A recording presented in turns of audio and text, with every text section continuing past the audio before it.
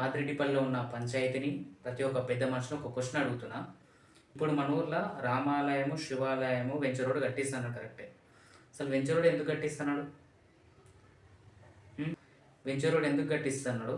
కట్టేయడానికి వెనుకల రీజన్ ఏముంది? వాడు ఎందుకు అసలు లెక్కకు వస్తే వెంచర్ రోడ్కి అవసరం ఉండదు, కట్టించాలని అవసరం ఉండదు. కానీ ఎందుకు కట్టిస్తున్నాడు? నాకు రీజన్ చెప్పండి. ఇప్పుడు వెంచర్ రోడ్ మన ఊర్లో రామాలయం, శివాలయము ఎందుకు కట్టిస్తున్నాడో నేను చెప్తా. ఎందుకు కట్టిస్తున్నాడో కూడా నేను చెప్తా.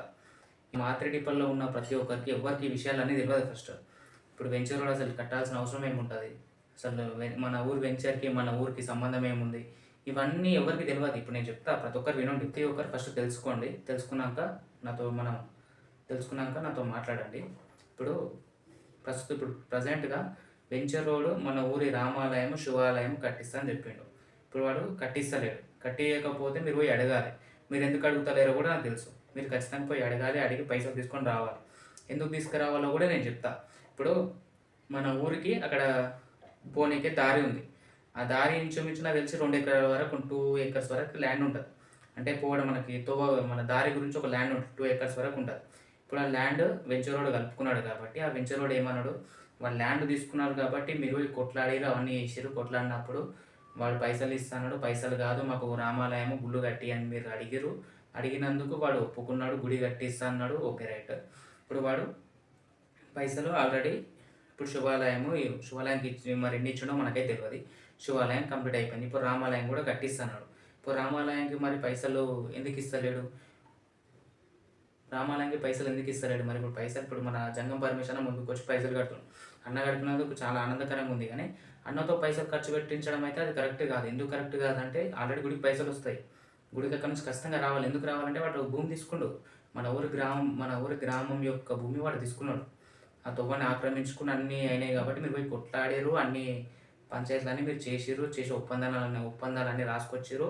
వాడు పైసలు కూడా ఇచ్చిండు. అవి మీరు తిన్నారు కాబట్టి, లేకపోతే ఈ విధంగా చేస్తురా, లేకపోతే నాకైతే ఏమర్థం అయితే లేదు. వెంచర్ నుంచి అయితే ఖచ్చితంగా పైసలు రావాలి. ఆ పైసలు మరి ఎవరో తిన్నారైతే ఖచ్చితంగా బయట పెడతా.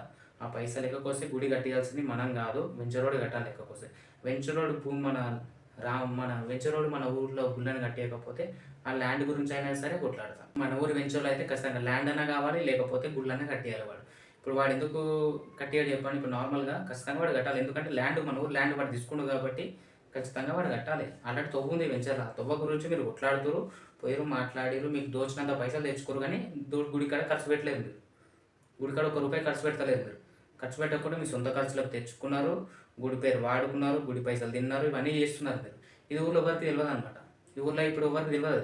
తెలిసినా కొందరు మాట్లాడారు. ఎందుకు మాట్లాడారంటే వాళ్ళు కూడా పైసలు తీసుకోరు. మీరు కొన్ని పైసలు ఇచ్చారు. ఎందుకంటే మీరు పైసలు కొన్ని వాళ్ళకి ఇచ్చారు కాబట్టి వాళ్ళు మాట్లాడారు కదా. అందుకు మీరు పైసలు వాళ్ళకి ఇచ్చారు కాబట్టి వాళ్ళు మాట్లాడారు అనమాట. ఇప్పుడు ఏంటంటే మన ఊరు రామాలయం కానీ శివాలయాన్ని కట్టాల్సింది వెంచర్ రోడ్.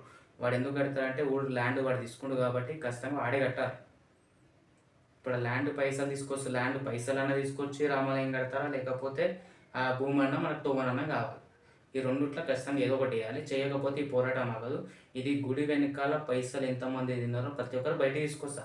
ఎందుకు తీసుకొస్తా అంటే ఆ ల్యాండ్ పైసలు మీరు ఆల్రెడీ తీసుకొచ్చుకున్నారు. ఆ తొవ్వ గురించి పోయి వెంచరంతో కొట్లాడిరు, పైసలు తెచ్చుకోరు, అన్నీ నడుస్తున్నాయి. ఇవన్నీ త్వరలో ఖచ్చితంగా బయట పెడతా. నాకంటూ కొంచెం వస్తుంది, టైం వస్తుంది. ఒకప్పుడు మాట్లాడితే ఇప్పుడు ఏం మాట్లాడను. ఖచ్చితంగా దానికంటూ టైం వస్తుంది. ఇప్పుడు అనవసరంగా వాళ్ళ పేరు వీళ్ళ పేరు నాకు అందరి పేరు తెలుసు, కానీ నాకు కొంచెం కావాలి. వచ్చినాక మాట్లాడతా. ప్రతి ఒక్క విషయాలు బయటికి తీస్తా ఖచ్చితంగా. ఎందుకంటే ఇప్పుడు ఆ వెంచర్లో మీకు ఏం సంబంధం ఉందో కూడా అన్నీ బయట పెడతా. అప్పుడు ఆయన మొత్తం బయటకు వచ్చిన తర్వాత మీ అందరూ భాగవతాలన్నీ బయటపడతాయి. ఇవన్నీ ఎవరికి తెలియదు. ఊళ్ళో ఎవరు తెలివిమంతులు లేరని మీరు అనుకుంటున్నారు. ఖచ్చితంగా ఊళ్ళో ప్రతి ఒక్కరికి ఈ విషయాలన్నీ తెలియజేసి, అనుభవం లేని వాళ్ళకు కూడా అనుభవం తెచ్చి ఇలాంటి సంగతులు మన ఊళ్ళో జరుగుతున్నాయన్నీ కూడా ఖచ్చితంగా వెల్లడిస్తా. ప్రతి ఒక్కరికి ఖచ్చితంగా అయితే చెప్పడం జరుగుతుంది. ఇది ఖచ్చితంగా చాలా వరకు మీరు చూస్తూ ఉండండి. కొంచెం టైం పడుతుంది, కానీ ఈ రామాలయం వెనుక తిన్న ప్రతి ఒక్క రూపాయి ఖచ్చితంగా బయట పెట్టిస్తా. ఖచ్చితంగా బయట పెడతా. ఇంకోటి ఏంటంటే మన ఊరి రామాలయాన్ని రాముని కించపరుస్తున్న కొడుకులు కూడా పైసలు తిన్నారు. రాముడిని ఏమో కించపరుస్తారు, రాముడికి వచ్చిన పైసలు తింటారు. మీరు బయట పెడతా. అది రావడానికి కొంచెం టైం పడుతుంది. ఖచ్చితంగా బయట పెడతాం. అందరూ కొంచెం జాగ్రత్త ఉండండి. జై శ్రీరామ్.